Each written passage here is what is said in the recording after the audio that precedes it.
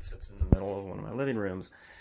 What you see here is a mature system that's actually been up and running for about 22 months now. However, a lot of that time, it's a total of 9 months, there have been no fish in this system due to 3 different fallow periods that I had to go through dealing with ick and possibly velvet in the past that wiped out quite a bit of my fish.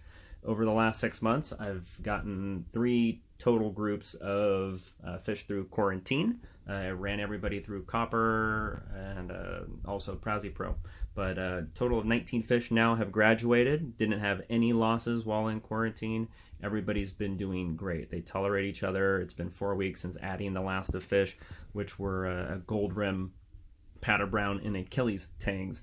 Everybody tolerates each other. Unfortunately, though, I did have to be able to separate the powder brown from the gold rim, as the gold rim was constantly chasing and shredding that fish. But yeah, everybody else up here in the display.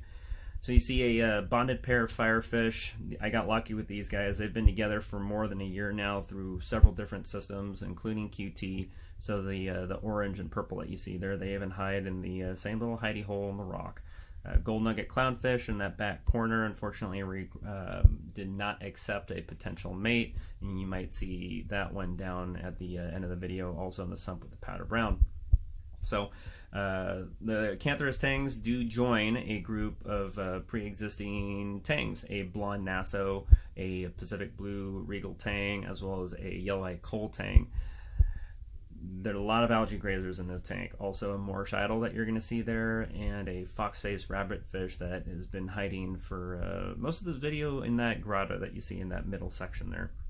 They go through approximately 3 sheets of nori a day, and they measure about 8 by 8 inches on 3 of the algae clips. I like to think that that probably keeps a lot of the food-based aggression at bay, as they're constantly eating that and grazing on the rocks. Here is one of the 4 blue reef chromis that I have. Unfortunately, hasn't been accepted by the other 3. Hides under the rock most of the time, except when it's feeding, but he is smaller than the others. So got a few corals at that end. See a frog spawn, elephant ear. There's a hairy mushroom. You'll end up seeing a pink Recordia there. It's actually done a very good job about multiplying quite a few times, and actually several different places in the tank, which is kind of interesting. So that's been the one coral that I've had the most amount of success with. Do have a few Acropora in here, a nice colony of a green bird nest, a few zoanthids, but I will be filling this up quite a bit more. But I have learned that I need to be patient. That way I don't add anything to the tank that would be undesirable.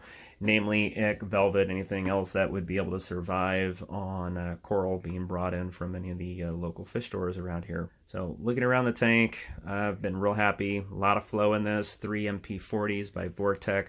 One such pump that you would have seen on the end just a moment ago actually had to be extended out. I had to build that cable myself to extend it another several feet. I do provide that in case if anybody wants something else. A 4, 8, 12, and 16 foot extensions. I can build that stuff for you guys if you want. Just ask.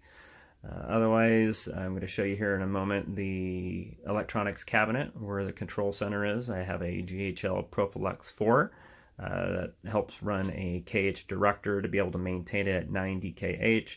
The doser 2.1 units do a daily alkalinity, calcium, magnesium in every couple of days. I do run amino acids through here as well. All the controllers, power bars, and then I'll show you down here in the sump as well for the filtration system that I have. Try to keep the nutrients at bay. Did a test earlier today and I'm at 0.07 phosphate and about 25 nitrates. So I'd like to have the nitrates a little bit lower, but I'm fine with that for now. I run carbon through these Aquamax reactors. I got GFO back there as well. Bio pellets to be able to help keep those nutrients down.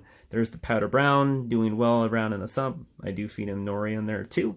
You might have gotten a glimpse of the gold nugget clownfish there. Inline 300 watt Eheim Jaeger heater. Yes, I only have the one, and yeah, just recently redid all this plumbing in the tank. So quite happy with how everything's turned out, and give you some updates in the future. Thanks for watching.